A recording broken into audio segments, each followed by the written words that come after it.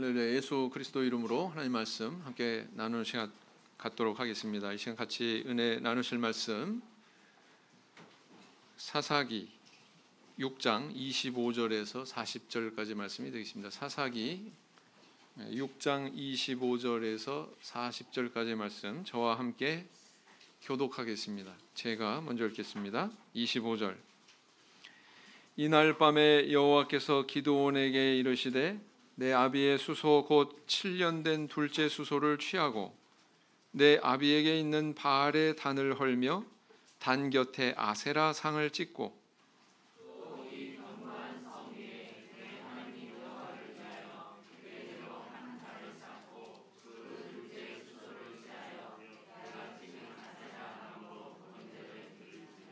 이에 기드온이 종 열을 데리고 여호와의 말씀하신 대로 행하되 아비의 가족과 그 성읍 사람들을 두려워함으로 이 일을 감히 백주에 행하지 못하고 밤에 행하니라.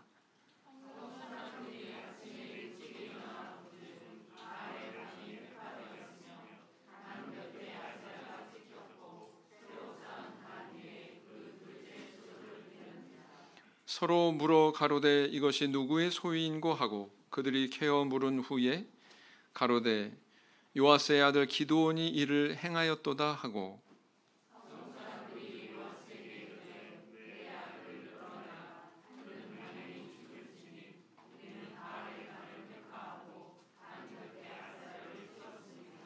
요아스가 자기를 둘러선 모든 자에게 이르되 너희가 바알을 위하여 쟁론하느냐 너희가 바알을 구원하겠느냐 그를 위하여 쟁론하는 자는 이 아침에 죽음을 당하리라. 바알이 과연 신일진데 그 단을 회파하였은즉 스스로 쟁론할 것이니라 하니라.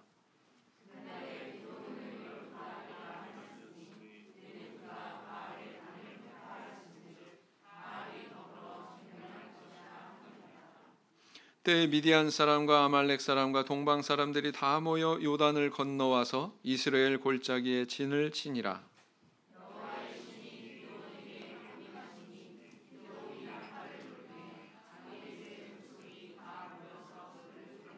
기드온이 또 사자를 온 므낫세에 두루 보내매 그들도 모여서 그를 쫓고 또 사자를 아셀과 스불론과 납달리에 보내매 그 무리도 올라와서 그를 영접하더라.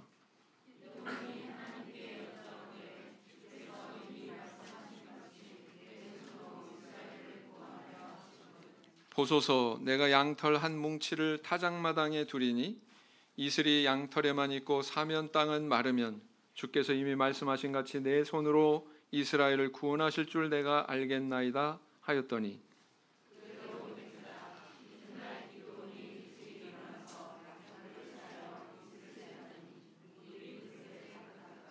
기드온이 또 하나님께 여짜오되 주여 내게 진노하지 마옵소서 내가 이번만 말하리이다 구하옵나니 나로 다시 한번 양털로 시험하게 하소서 양털만 마르고 사면 땅에는 다 이슬이 있게 하옵소서 하였더니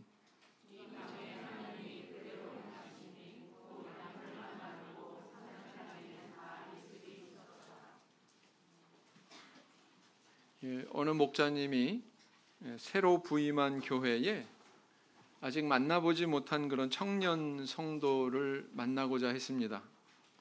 세례까지는 받았는데 새로 부임한 이 교회에 와서 여러 가정을 신방했지만 아직 이 청년은 얼굴도 모르는 그런 상태에 있었다는 거죠. 근데 이야기를 들으니까 이렇게 세례만 덜컥 받고는 신앙의 뿌리를 제대로 내리지 못하고 교회의 발걸음을 끊은 지 오래라는 것입니다. 목자님은 이제 그 형제 연락처만 알 뿐이죠. 어렵게 연락이 닿아서 이 형제를 만나게 됐습니다. 만나고 여러 가지 그 사정을 이야기를 들어보니까 참 녹록하지 않은 그런 가정사를 겪으면서 여러 가지 굴곡을 경험한 그런 아주 딱한 처지였더라는 거예요. 그래서 그렇게 어렵지만 그래도 이렇게 하나님을 의지하면서 신앙생활 잘 해 나가야 된다고 이렇게 권면을 했더니 그 청년이 그러더랍니다. 제가 이렇게 어려움 당하는 원인을 이제 찾은 것 같습니다. 제가 전생에 죄가 많아서 이런 일이 일어난 것 같습니다. 이렇게 대답하더래요. 세례는 받아서 신부는 거듭난 성도인데 머리는 어떻게 됐어요? 그런가 하면은 또 어떤 할머니 성도님이 있는데 신앙생활을 수십 년 하신 분이에요. 그런데 결혼을 앞두고 인사하러 간 손녀하고 손녀 사윗감이 이렇게 앉아 있으니까 생년월일을 묻더래요. 그래서 손녀 생년월일 가르쳐주고 또 결혼할 그 결혼 상대자 생년월일도 가르쳐주니까 오른손 손마디를 왔다 갔다 이 엄지손가락으로 헤아리면서 이게 이렇게 한 바퀴 돌면 12마디더라고요.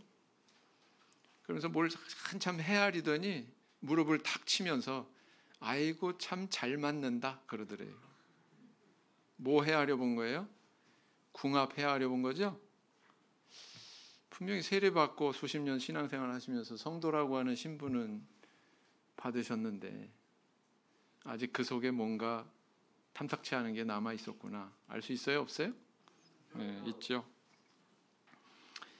이처럼 하나님의 자녀라고 하는 신분은 얻었는데 머리는 아직 불교도거나 또 동양 철학을 추종하는 무속적인 사고를 가지고 있거나 할 수 있어요? 없어요?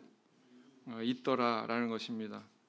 그래서 저는 이런 상태의 신앙을 이렇게 표현합니다. 사사기 신앙이구나. 사사시대의 하나님의 백성이 어떠했어요? 신분상으로는 하나님의 백성이다. 이걸 얻었습니다. 그렇죠? 그들이 하나님의 인도로 이 땅을 정복하고 하나님의 은혜로 그 땅에서 땅의 소산을 먹으면서 이렇게 생활을 했을 거 아니에요. 그럼에도 불구하고 그들은 하나님을 섬기는 것이 아니라 그 땅의 우상을 섬기는 그들의 신분과 그들의 삶의 모습이 괴리되는 그런 모습을 가지고 있었다라는 것입니다. 우리가 오늘날 성도라고 할 것 같으면 마땅히 그 성도라고 하는 우리 신분에 걸맞는 그런 생각과 말과 행동을 갖추어야 되겠죠. 물론 처음부터 그것이 완성되는 게 아니에요. 세례 받았다고 그게 그냥 주어지는 게 아닙니다. 사실은 하나님 말씀도 배우고 또 기도도 하고 다른 성도와 교제하면서 배우잖아요. 그런 배움의 과정을 통해서 조금씩 그렇게 변화해 가는 것입니다. 그게 신앙이 성장하는 것이고요. 마땅히 이렇게 성장을 해야 되겠죠. 그렇게 변화하기까지 사실 하나님의 도우심, 성령을 통한 하나님의 도우심도 필요하고 우리 자신의 그 하나님의 인도하심과 일치되는 결단과 의지도 필요한 거다라는 것입니다. 그래서 이렇게 우리의 신앙생활의 여정을 성경은 이렇게 권면하고 있습니다. 에베소서 4장 22절에서 24절. 에베소서 4장 22절에서 24절.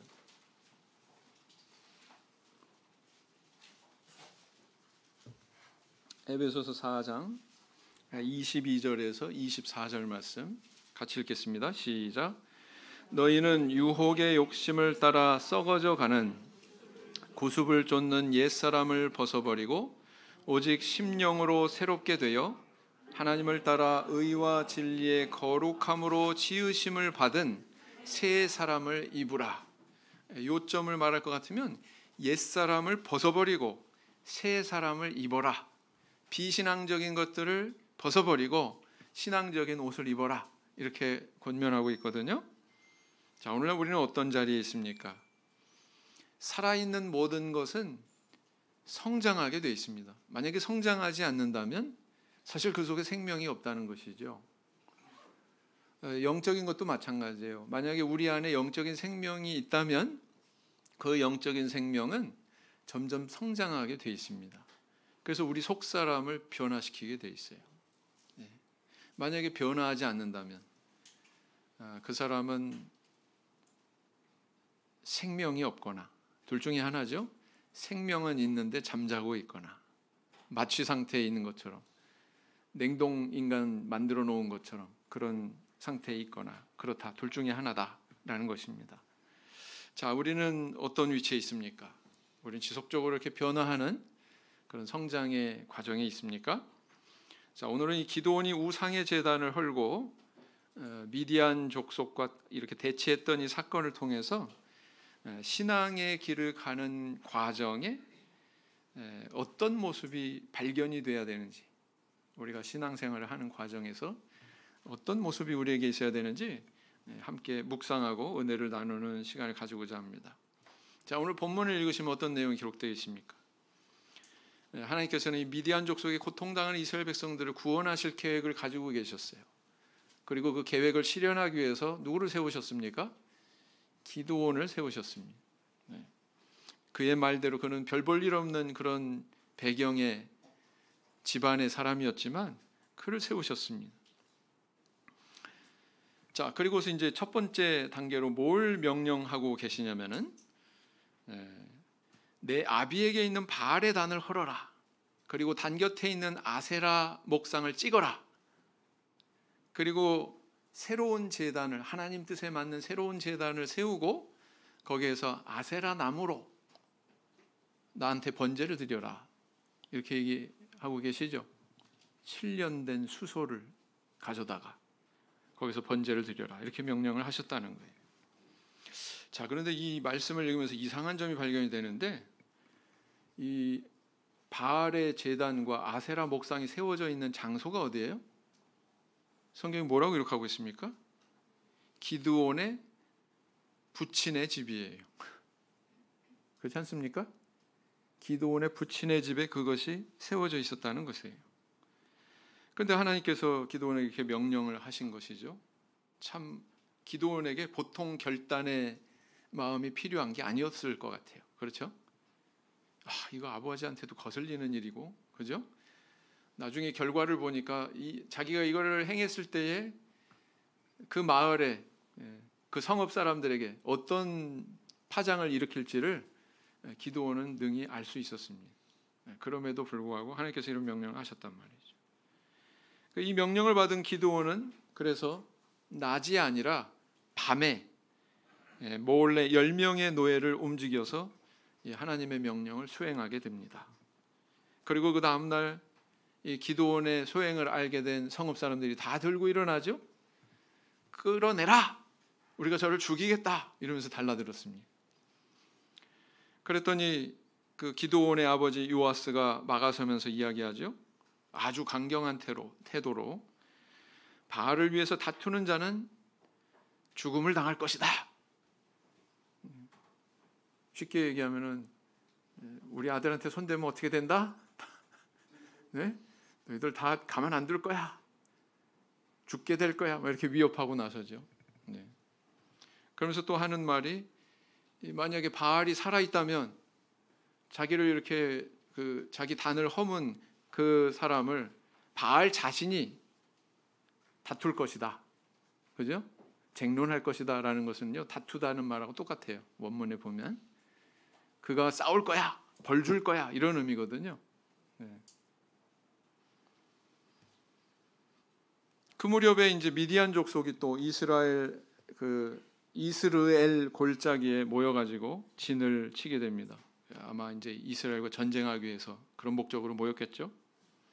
그러자 기드온은 결전을 앞두고 여러 족속을 모으더니, 지파를 모으더니 하나님께 승리를 확신할 수 있는 그런 증거를 요구합니다. 그 요구한 증거가 뭐예요? 양털과 주변 땅에 이슬이 엇갈리게 내리는 거예요. 엇갈리게. 2번에 걸쳐서. 만약에 양털에 이슬이 있으면 주변 땅에는 이슬이 없고, 만약에 양털에 이슬이 없으면 주변 땅에는 오히려 이슬이 있게 하는 이런 표징을 요구하지 않습니까? 그런데 하나님께서는 이 두 가지를 다 들어주셔요. 그래서 이 표징을 통해서 기드온은 확신을 하게 되고 다음 장에 나아가서 이제 출정하게 되는 것이죠. 자, 이 본문의 이야기가 우리에게 주는 교훈이 있습니다. 첫째는 뭐냐면, 잘 들으세요. 신앙의 길에는 허물 것과 세울 것이 있다. 뭐가 있다고요? 신앙의 길에는 허물 것과 세울 것이 있습니다. 제가 왜 두 번씩이나 얘기할까요? 지난주에 그 한나회에서 왜곡되지 않은 시야를 가져야 된다고 그랬다. 왜곡되지 않는 눈을 가지라고 그랬다. 아니야, 뭐 또 다른 말로 했어. 뭐 이렇게 의견이 분분해서 그래도 좀 젊은 에스더회가 분명히 기억할 거야. 그래서 에스더회에 가서 물어봤더니 똑같더래요. 그리고 내린 결론은 이건 전부 다 목자님 때문이야. 목자님이 왜 한 번만 얘기해 줘가지고. 그래서 제가 지금 두 번씩 하기로 했어요.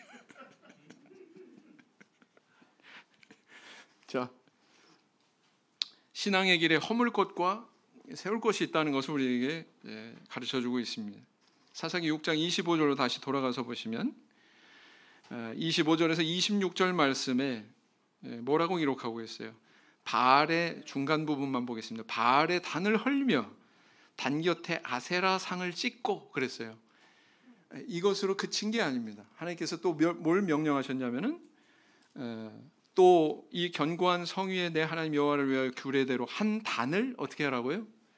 단을 쌓아라. 바알의 단은 헐어버렸는데 견고한 다른 곳에다가 하나님 뜻에 맞는 새로운 단을 쌓아라. 이렇게 말씀하고 있죠.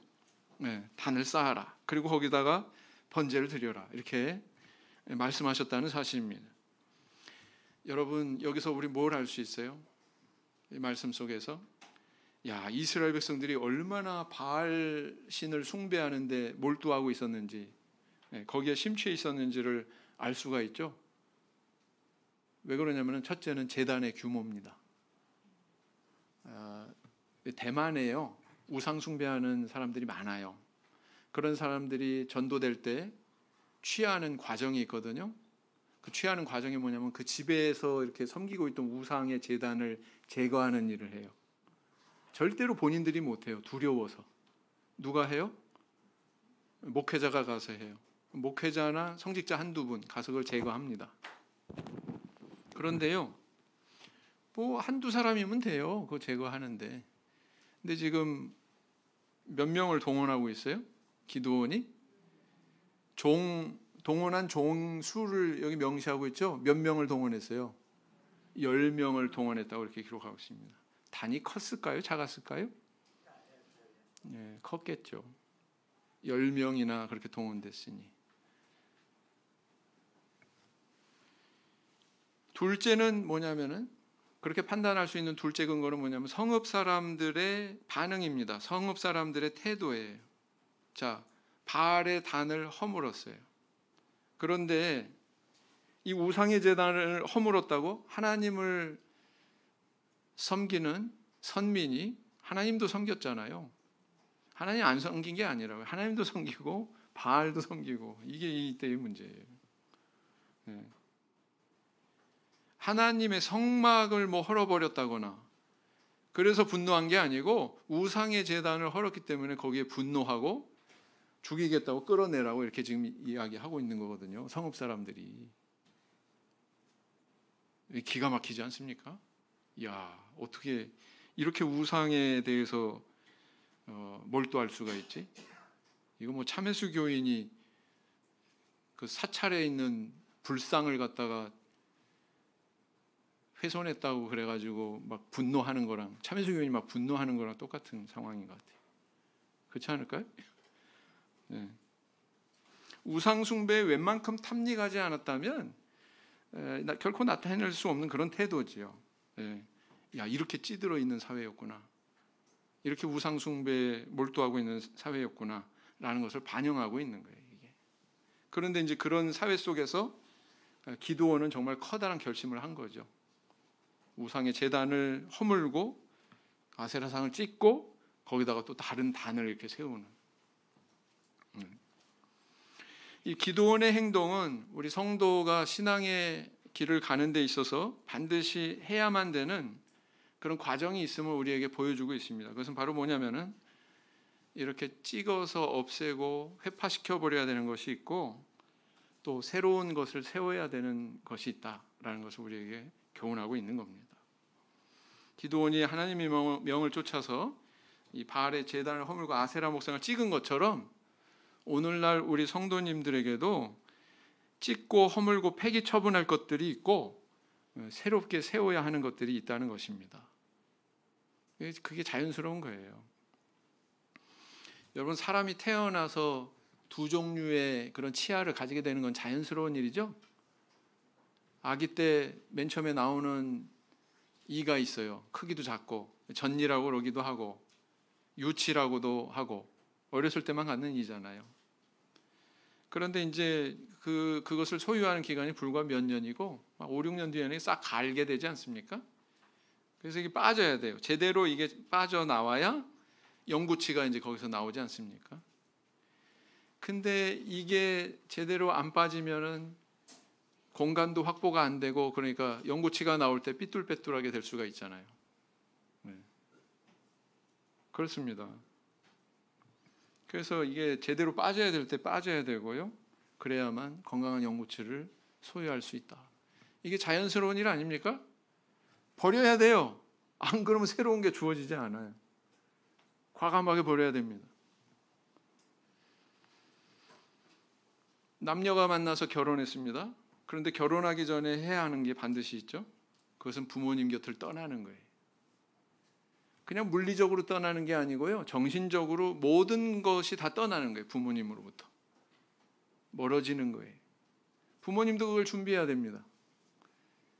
근데 뭐 남편 없이 그냥 혈혈단신으로 고생하면서 키운 자식한테 잘 포기 못하는 분들이 있더라고요. 떠나보내야 돼요. 그래야 이 새로운 가정이 꾸려지고 거기서 새로운 가정이 성장하는 거예요. 근데 막 결혼은 했으면서 자기 새로운 가정에 나는 가장으로서 또는 나는 아내로서 자기 위치에 충실하지 않고 툭 하면은 뭐 자기 집으로 쪼르륵 가고 친정으로 쪼르륵 가가지고 마치 그 아직도 자녀의 신분에 도취돼 가지고 그 밑에 그 그늘에 있으려고 하면 안 된다는 거예요. 그러면 절대로 새로운 가정이 설 수가 없습니다. 그렇죠? 과거와 이별하는 거예요.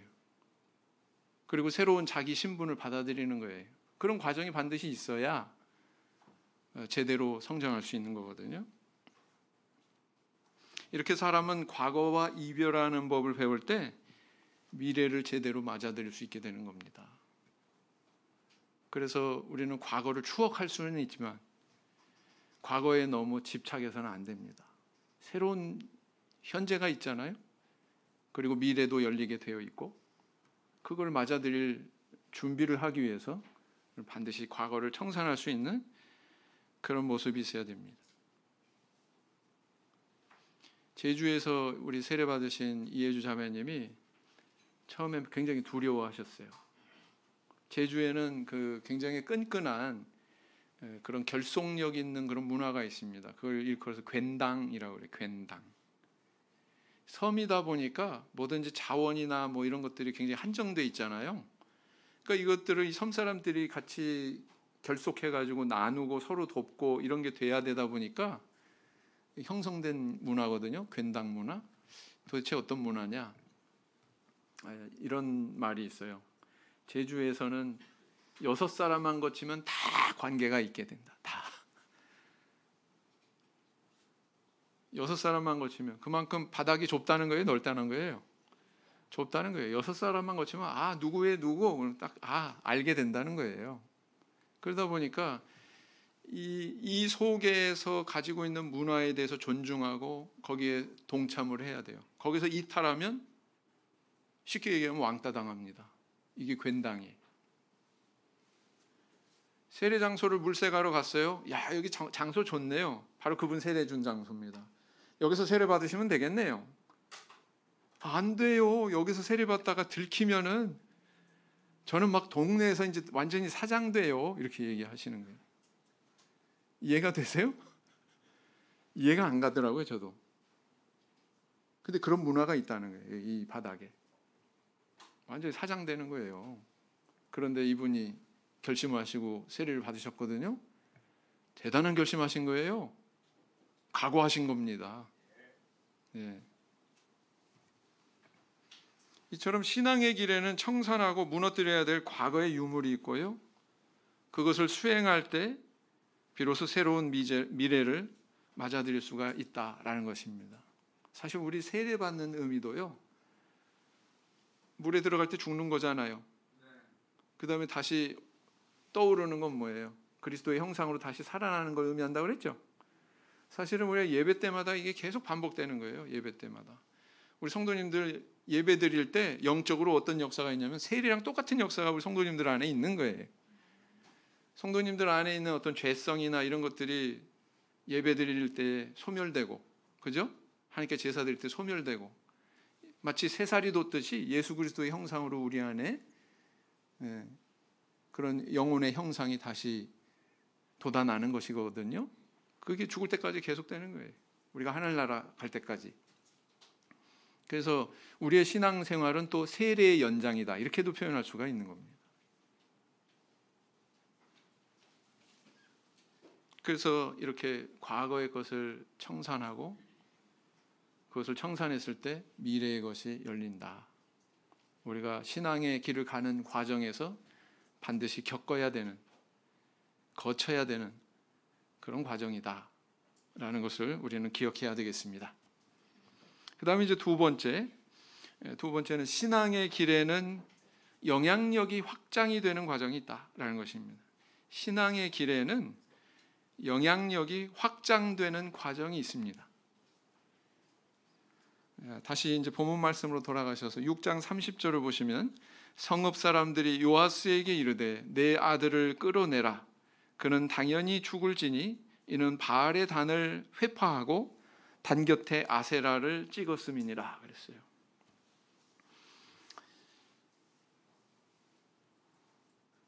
이 시대가 얼마나 바알 신에게 심취한 시대인지 이 성읍 사람들의 태도를 통해서 알 수 있다고 이렇게 말씀을 드렸어요. 예. 신앙적으로 판단하자면은 이 기드온이 한 일, 누군가는 했어야 되는 일이고 그가 이렇게 결행해 했으니까 정말 하나님 섬기는 마음이 있는 사람들이 소수라도 있었다면 박수 쳐줄 일이잖아요. 그 사람들이 박수 치지 않았겠습니까? 근데 성읍 사람들이 다 똘똘 뭉쳐가지고 기드온을 끌어내라, 우리가 죽이겠다, 이렇게 나왔다는 사실이에요. 자, 이건 우리에게 뭘 상기시키고 있습니까?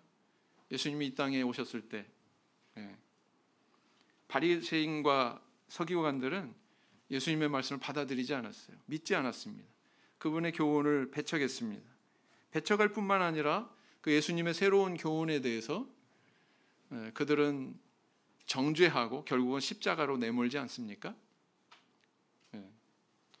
이것이 바로 어두운 시대의 모습이에요. 진리에서 멀어진 시대의 모습입니다. 그런데 이 기드온이 활약하고 있었던 바로 이 시대가 바로 그런 시대였다는 것을 우리는 발견하게 되죠. 바알이란 우상의 제단이 기드온의 아버지의 집에 있었어요. 아버지 요아스의 집에 있었어요. 다른 누구도 아닌 아버지 요아스의 집에 있는 우상의 제단을 헐라고 하는 것이 하나님의 명령이었습니다. 저는 여기에 좀 깊은 뜻이 있다고 봐요. 우상의 제단이 이 집에만 있었던 건 아닐 것이다. 성읍마다 하나씩은 있을 거다. 근데 야, 너 좀 부담스럽지? 다른 성읍에 가서 거기서 그런 일을 해. 바알의 제단을 허물어. 이렇게 명령하시지 않았다는 거예요. 바로 네 아버지 집에 있는 그 제단을 허물어라. 이렇게 명령하셨다는 사실입니다. 자, 그렇다면은 이 기드온의 아버지 요아스도 바알을 섬겼을까요? 안 섬겼을까요? 섬기지도 않는데 마치 그 바알 신전 직위 같이 관리하는 그런 직을 맡을 수가 있을까요? 당연히 바알 섬겼겠죠? 그렇지 않았겠습니까? 자, 그런데 바알이 밤에 몰래 그것을 허물고 이렇게 또 새로운 단을 세워가지고 번제로 드리고 막 이런 일이 일어난 이후에 이 아버지 요아스의 태도가 바뀝니다. 어떻게 바뀌어요? 요아스가 31절, 요아스가 자기를 둘러선 모든 자에게 이르되 너희가 바알을 위하여 쟁론하느냐? 너희가 바알을 구원하겠느냐? 그를 위하여 쟁론하는 자는 이 아침에 죽음을 당하리라. 바알이 과연 신일진데 신이라는 거예요? 아니라는 거예요? 아니라는 거예요. 그 단을 회파하였은즉 스스로 쟁론할 것이니라. 바알 신이 만약에 신이라면, 살아있는 신이라면 바알 스스로가 이 일에 대해서 자기가 처리할 거야, 이렇게 얘기하고 있는 거예요. 기드온 아버지 요아스는 이 바알이 제대로 된 신이라는 거예요? 아니라는 거예요? 아니라는 거예요. 모순되죠? 바알 신전지기 역할을 하면서도 바알 신을 부정하고 있어. 맞죠? 이 본문에는 하나님을 인정했다고 하는 표현은 나타나 있지 않습니다. 여호와 하나님을 인정했다, 뭐 그분의 이름을 막 높이고 막 그런 말씀은 기록되어 있지 않아요. 그러나 분명한 것은 그는 여태까지 바알 신전지기하면서 살아왔던 그 삶의 어떤 방향이 이 사건을 통해서 뭔가 변화가 일어나고 있다는 거 알 수 있어요, 없어요? 네. 변화가 일어났다라는 것입니다. 그래서 이 단을 허문 기드온의 행동이 어떤 영향을 끼치고 있느냐? 그의 가정에, 아버지에게 신앙의 개혁이 일어나는 그런 계기가 되고 있는 것을 보여주고 있는 거예요. 어디 그뿐입니까? 이런 영향력은 순식간에 확대되고 있습니다. 네. 기드온이 나팔을 부니까 아비에셀 족속뿐만 아니라 므낫세 지파, 아셀 지파, 스불론 지파, 납달리 지파, 벌써 지파만 몇 개예요. 족속은 더 작은 개념. 그 족속들이 모여서 지파를 이루잖아요. 그죠? 예. 그래서 납달리 지파까지 이렇게 네 지파가 결속을 하고서는 다 모여들었어요. 그러니까 미디안이 전쟁하려고 저쪽에 모인 거죠. 예. 기드온에게 이렇게 동조하는 무리가 점점 늘어난 거예요. 이거는 그냥 그 가정이 뭔가 이렇게 개혁이 되고 신앙의 방향이 바뀌고 그 정도가 아니라 이게 점점 이스라엘 백성들의 한 지파로, 한 지파뿐만 아니라 여러 지파로 이것이 확대되면서 이 기드온의 이런 행적이 지금 호소력을 얻고 있다고 하는 것을 보여주고 있는 겁니다. 이처럼 한 사람의 변화와 개혁은요, 그 사람 한 사람으로 끝나는 게 아니에요. 내가 변하면 누가 변해요? 나와 관계된 다른 사람도 변해요. 거기에 분명히 영향을 끼치게 되어 있습니다. 네. 뭐 말을 하든 뭐 내가 행동을 보여주건 거기에 반드시 영향을 끼치게 되어 있습니다.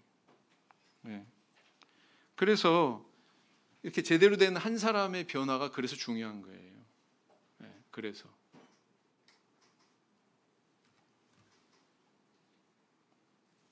에베소서 5장과 6장에 보면은요, 5장에서 빛의 자녀들처럼 살아라, 이런 권면의 말씀이 쭉 시작이 되면서 호칭들이 나옵니다. 남편들아, 아내들아, 자녀들아, 부모들아. 다 어디에서 사용하는 호칭이에요? 가정에서. 근데 조금 있다가 호칭이 또 확대됩니다. 뭐라고요? 종들아, 상전들아. 종들아는 뭐예요? 오늘날로 환원하면 피고용인들아, 이런 뜻이에요. 무슨 일을 하든지 주께 하듯 하라. 주를 섬기는 그런 정신으로 상전한테 그렇게 해라. 그렇게 교훈하지 않습니까? 뿐만 아니라 또 상전들아, 이렇게 기록하고 있어요. 상전들아는 오늘날로 환원하면 누구를 가리킵니까? 고용주들아, 이런 말이에요. 너네들 저기 속이고 떼어 먹지 말아라. 임금 줘야 되는데 그거 떼어 먹지 말고 노동자들한테 돌아가고 네가 고용해서 그 부리는 사람한테 그대로 일한 대로 대가가 돌아갈 수 있도록 그렇게 정직하게 해라, 이렇게 권면하고 있거든요. 그러니까 한 사람의 어떤 신앙이 가정에서 또 가정의 울타리를 넘어서 사회 쪽으로 이렇게 점점 그 관심이 확대되는 것을 우리는 발견하거든요. 그래서 우리 하나님의 뜻은 오늘날 우리 성도들을 통해서 하나님 뜻에 순종하는 그 한 사람의 변화가 이렇게 우리 가정을 변화시키고 또 그렇게 변화된 가정과 가정들이 모여서 이 사회를 변화시키고 그래서 정말 에덴 동산 같이 하나님께서 통치하시는 이 어둠의 세력인 마귀가 아니라 하나님께서 통치하시는 그런 땅을 이루는 것이 우리 하나님의 뜻이다라는 것입니다. 그러면 정말 우리 에베소 교회 같이 될 거예요. 사도행전 19장에 있는 에베소 교회. 그 에베소 도시에 커다란 변화가 일어났죠. 우상 장수들이 장사가 안 돼. 우상의 모형을 만들어 파는 장수들이 생계의 위협을 느껴요. 데메드리오. 그래가지고 막 데모하잖아요. 사회가 변했어요? 안 변했어요? 점치는 책 5만이나 되는 분량을 갖다 불로 그냥 홀라당 태워버립니다.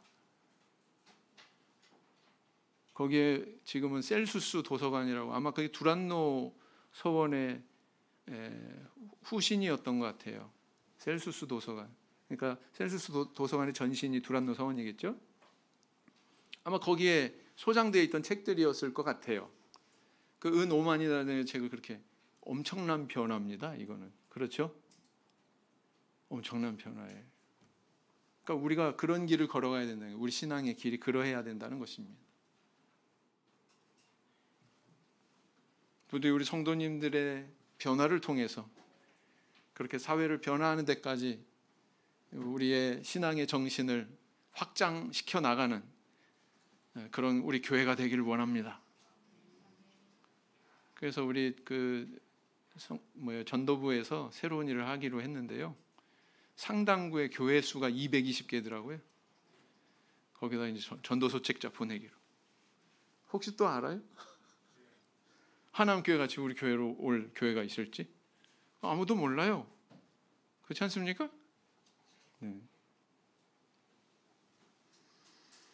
우리 하나님께서 우리가 동행하실 것으로 믿습니다.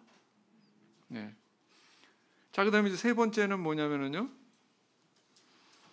신앙의 여정에는 하나님에 대한 신뢰가 깊어지는 그런 열매가 있다는 것입니다. 신앙의 여정에 뭐가 있어요? 하나님에 대한 신뢰가 깊어지는 과정이 있다는 것입니다.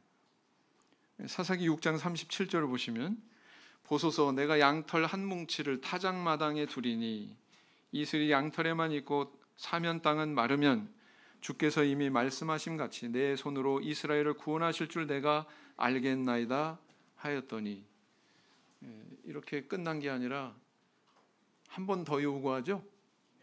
이런 거 보면 기드온이 참 의심이 많은 사람이고, 부정적인 면에서 본다면, 그런데 또 다른 면에서 보면 참 확실한 거 좋아하는 사람이구나, 하나님 그렇게 확실한 걸 통해서 의지하려고 하는 사람이구나, 긍정적인 면도 보입니다. 네.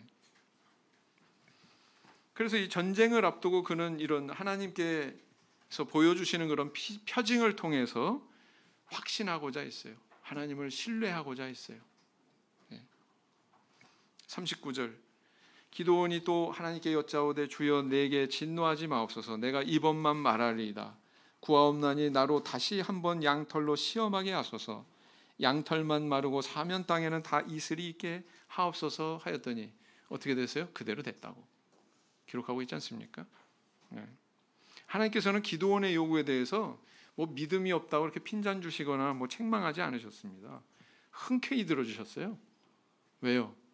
하나님이 인간의 연약함을 아세요. 의심 많고 분명한 거 좋아하는 사람의 그런 연약함을 아십니다. 그래서 때로는 이렇게 요구하는 대로 이렇게 흔쾌히 주시거든요. 모세를 보세요. 애굽에 보내시면서 그냥 보낸 게 아니에요. 네. 문둥병이 낫는, 품속에 집어넣었다가 손을 꺼내니까 문둥병이 바랬고, 다시 집어넣었다가 빼니까 온전하게 되는 그런 기적도 보여주셨죠. 지팡이를 던졌더니 뱀으로 변했다가 꼬리를 딱 잡으니까 다시 또 지팡이로 바뀌는 그런 기적도 보여주셨죠. 네. 그래서 이런 것들은 오늘날 우리에게도 그대로 하나님께서 보여주십니다. 대표적인 게 뭐예요?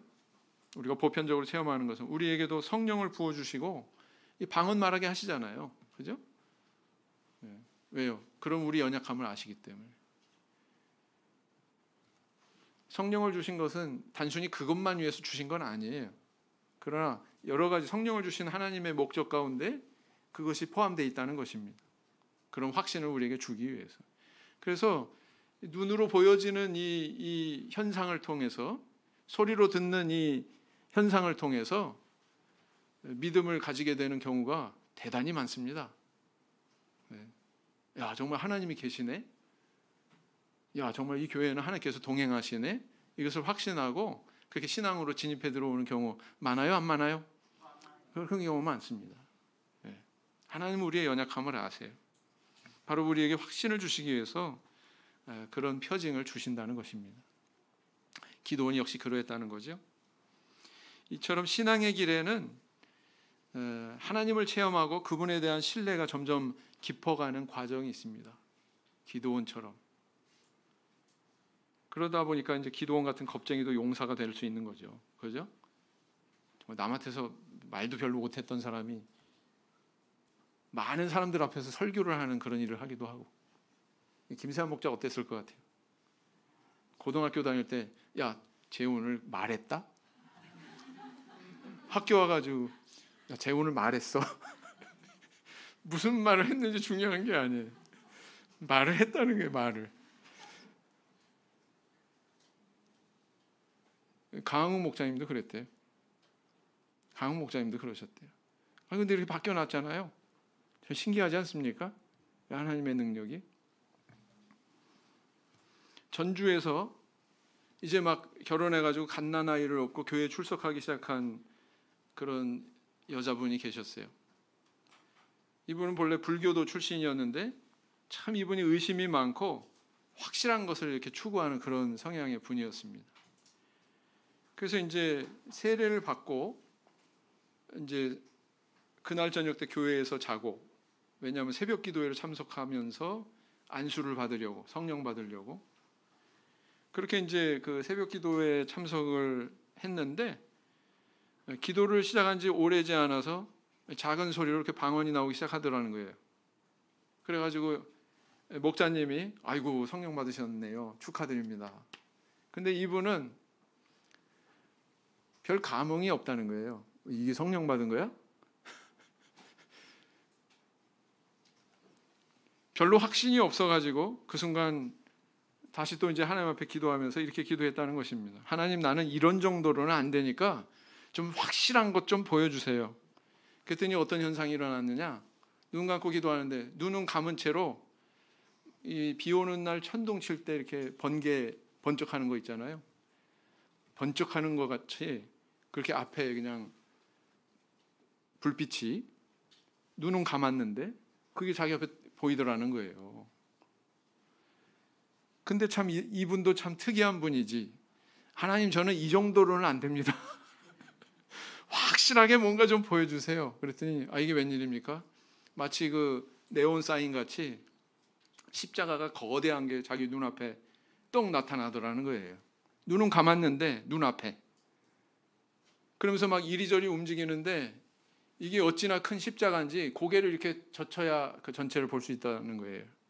그래서 막 이게 막 이쪽으로 갔다가 저쪽으로 갔다가 눈은 감은 채로 그렇게 십자가를 향해서 이렇게 시야를 옮기다가 막 이렇게 뒤로 넘어질 뻔하기도 했대요. 어찌나 큰지. 그것을 딱 보는 순간 이분이 이제 눈물을 흘리면서 기도가 터져 나오기 시작했습니다. 방언이 아주 그냥 우렁차고 크게. 그래서 이렇게 눈물 콧물 쏟으면서 이렇게 기도를 하고 나서는 그렇게 마음이 평안해지더래요. 그렇게 세상이 아름다워 보이더래요. 이건 뭐 벽을 봐도 아름답고 뭐 길 가면서 이렇게 꽃을 봐도 아름답고 세상이 그렇게 아름답더래요. 그 집에 딱 가니까 평상시 생활고 때문에 자주 다투던 남편이 막 눈을 흘기면서 이렇게 쳐다보더래요. 저 옆편네 어디 갔다가 이제 들어오나 그러고. 근데 그렇게 쳐다보는 남편에 대해서 조금도 노여움이 없더래요. 그리고는 측은해 보이더랍니다. 아이고 불쌍한 우리 남편, 측은해 보이더래요. 완전히 바뀌었죠? 네. 그래서 이분이 그렇게 하나님을 믿기 시작해서 열심히 또 서울로 이주해서 이렇게 가족들이 또 살게 되고 거기서 또 신앙생활 열심히 하는 가운데 집사직분도 받으셨습니다. 남편도 교회 나오고 자녀들도 다 신앙 안에서 교육시키고 그러다가 어떤 일이 일어났느냐? 전주에서 아직 살고 계시는 친정어머니 그리고 또 그 동생들이 있는데 이 친정어머니가 이제 거의 죽음에 임박하게 됐어요. 그래서 이제는 안 되겠다. 남동생은 이제 교통사고로 돌아가셨고 막 굉장히 후회했다는 거예요. 남동생 전도했어야 되는데. 그리고 이제 이 어머님 돌아가시게 생겼으니까 돌아가시기 전에 전도해야 되겠다 이렇게 생각해가지고 정말 막 눈물 쏟으면서 그 어머니한테 하소연을 한 겁니다. 나를 보세요. 우리 가정을 보세요. 하나님 믿고 이렇게 형통하고 이렇게 여태까지 잘 인도받으면서 이렇게 살아오지 않았습니까? 하나님 믿어야 됩니다. 하나님 믿어야 됩니다. 그러면서 그렇게 울면서 하소연을 한 거예요. 그래서 어머님이 세례를 받게 됐습니다. 근데요, 그 전까지는요, 이 어머니가 신기가 있어서, 무당기가 있어서, 딸이 오면 이상하게 무섭대요. 딸이 오면 무섭다고 그렇게 하소연을 해요. 다른 딸들한테, 야, 니네 오면은 나 굉장히 무서워. 도망가고 싶어. 그러셨대요. 근데 그랬던 분이 세례 받고서는 교회는 발걸음도 안 해보던 그분이 할렐루야 그러더래요. 교회 뭐 발걸음 한 번도 해본 적도 없고 들어본 적도 없고 그랬는데 할렐루야 그러더래요. 그 세례 받고 돌아가셨습니다. 그리고 그 어머니 안수하는 자리에서 어머니 성령 받게 하기 위해서 안수하는 자리에서 두 여동생들이 이 집사님의 여동생들이 성령을 받았습니다. 네. 이런 기적을 주셨거든요. 그래서 이분 한 분이 전도되는 걸 끝난 게 아니에요. 이분 한 분을 통해서 이 가정이 또 이 가정뿐만 아니라 친정 식구들이 어머니 포함해서 이렇게 신앙 안으로 들어오고 하나님의 은혜를 받는 그런 길로 인도해 주셨다는 것입니다. 그래서 이건 실제 하는 거예요. 이거 기도원만의 얘기가 아닙니다. 바로 오늘날 우리 성도님들의 삶 속에 기도원이 보여줬던 이런 신앙 개혁의 그런 사건들이 사실은 일어나고 있습니다. 우리 삶 속에서. 네. 하나님께서 그것을 위해서 우리를 부르셨다는 거예요. 우리가 신앙의 길을 가는데 반드시 이런 사건들이 일어납니다. 바알의 제단과 아세라 목상이 찍혀가지고 허물어지고요. 새로운 하나님의 뜻에 맞는 제단이 세워지는 그런 역사가 있는 것입니다. 바라옵기는 이런 역사가 우리 성도님들의 가정에 끊임없이 일어날 수 있는 그런 길을 열어주시기를 예수님의 이름으로 기원드립니다. 묵상기도